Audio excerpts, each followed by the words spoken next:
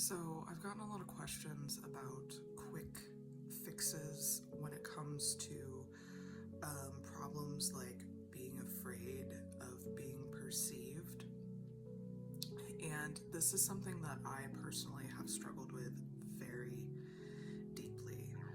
Being seen has terrified me because of the way I was raised, and it got very bad. I mean, like spending time alone every single day. The only friend I had was my partner. I was involved in a very deeply codependent relationship, and I felt like I was terrible and awful because people weren't paying attention to me. I couldn't get attention online. I couldn't get attention in public. And by in public, I mean like in the workspace where I wanted to build friendships. And it was because, of course, the walls that I built around myself, right? So even though I was physically present, I wasn't emotionally present. I did things like listen to music or scowl or read a book or never make eye contact or just respond to things in a critical, hyper-cynical way that continued to other me with people, because mostly people don't respond to that sort of cynicism. So I'm just going to talk about a few things that I've done to help me get away from making myself an other on purpose. The first thing that I did was stop involving myself with people I had to be snarky and sarcastic with, because that right there is a wall. Sarcasm and joking behavior and never being able to cross the line into having genuine conversations with somebody is a wall. There's something going on between you two. There's some sort of pattern where you're not able to take down that front. And I say it's a front because if we think about what sarcasm is, it is you being fake in a joking manner and alienating your truth. Come at me if you want, but that's exactly what sarcasm is. And when I started doing that, it allowed me to stop talking to a lot of people I fucking hated. And I'm talking about my old job where I was a museum guard. It was very, very helpful for me because those people that were sarcastic and angry and cynical, I didn't want to be sarcastic and angry and cynical anymore. That was just my trauma response, and it was me deflecting how I truly felt with what is perceived as humor, but is really, in a lot of ways, just vitriol.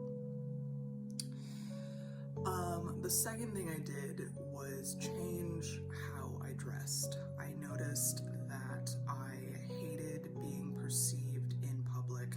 I didn't like people seeing my curves. I have a very feminine looking body, and I worked with all men at the art museum, and so I wore big shirts so that you couldn't see my chest, and they went over my butt so you couldn't see my hips.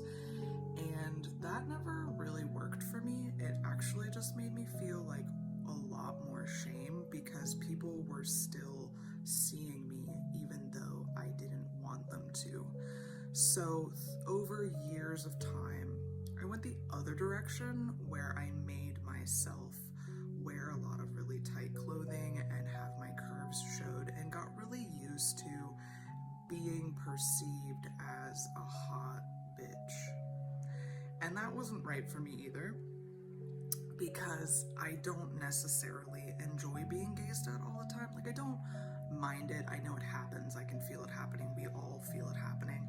But I wanted to get to a position where I was comfortable with my body, so I had to go on a mission and find clothes that I felt like really represented my style, like emotionally and physically. And it's wearing a lot of things that are rectangular but still show my curves, and tight pants but with something rectangular over it. A lot of loose linen, things that show my curves but don't actually show my curves. It's like dressing like an optical illusion. And I really like this because it's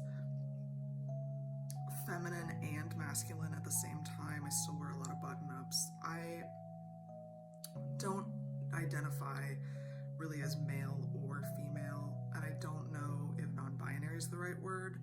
I don't really care what my pronouns are. I don't know, and so I like to play with both styles, and the times when I like to dress hyper feminine is usually like really fancy events, and all the other times I like to say like I like to dress like a boy for work, and that's true, I do.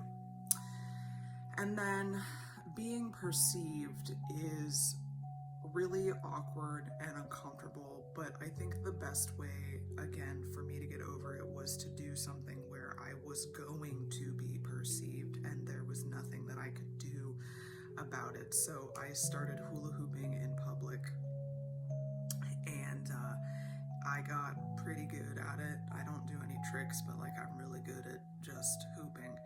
And that really enabled me to be fine with being seen physically. Being seen physically is not the same as being seen emotionally. So even if you're taking these steps to be seen physically, you still have to do the work emotionally, which is where that pattern identification comes in, which is tracking down where the feelings come from, which is doing things like Reiki, having somatic healing, so that you can release the energetic wound that started as a wound from your past, right? If you're in a situation where it was really dangerous for you to be perceived, or you just weren't giving the space to be perceived because you had really domineering caretakers who didn't want you to invest in like things that they felt were frivolous and like really wanted you to have a specific educational path, or really didn't want you to like listen to rock music, or really wanted you to grow up in a faith, for example, those things chip away from your desire to be yourself, and it creates that feeling of otherness even more deeply.